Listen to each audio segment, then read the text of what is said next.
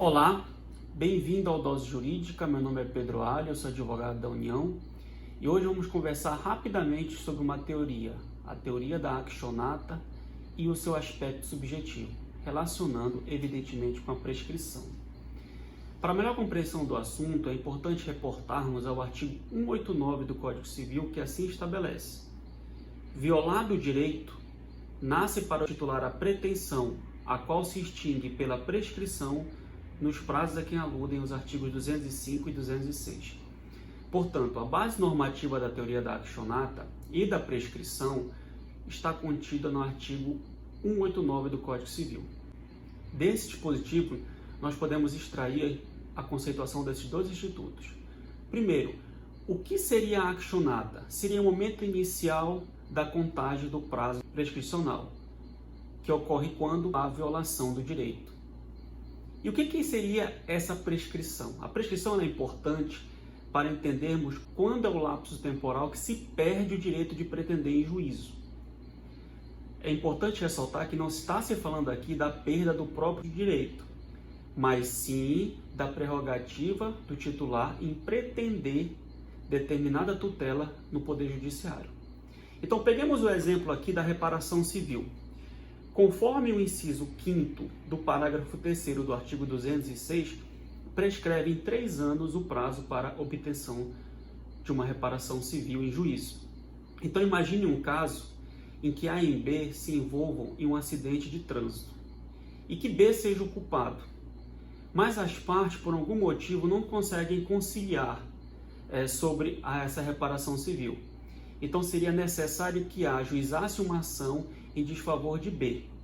Então, considerando o artigo 189, nós teríamos o prazo inicial da violação do direito, ou seja, do acidente, e o prazo final em 3 anos, a contar daquela violação.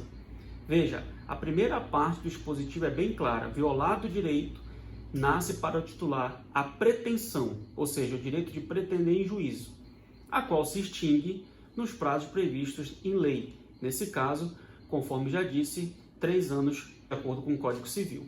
Até aí tudo bem. Estabelecida a conceituação, o que vem a ser a teoria da actionata, a prescrição, é importante agora analisar o aspecto subjetivo ou objetivo para a aplicação do Instituto.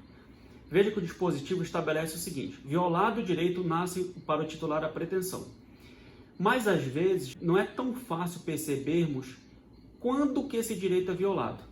No exemplo que eu dei é muito simples. Uma vez que houve o acidente de trânsito, evidentemente que nasceu ali o direito à reparação civil. Agora imaginemos um contrato de compra e venda entre os mesmos titulares, A e B, e relacionado a um veículo. Imagine que B vende a A um carro, mas que esse carro contém vícios ocultos, que não são perceptíveis logo no ato da compra. Então vamos imaginar que A só consiga perceber esse vício 3 meses depois da conclusão do contrato. Bem, qual seria então o termo inicial para iniciar esse prazo de prescrição? Seria do ato da compra e venda ou de quando o titular A percebeu que havia um vício oculto no carro que comprou?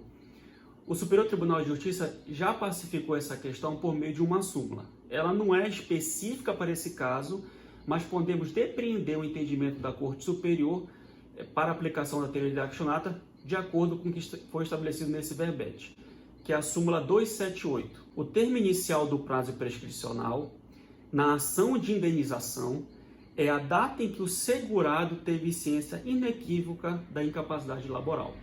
Portanto, por que a teoria da actionata ela tem um viés subjetivo?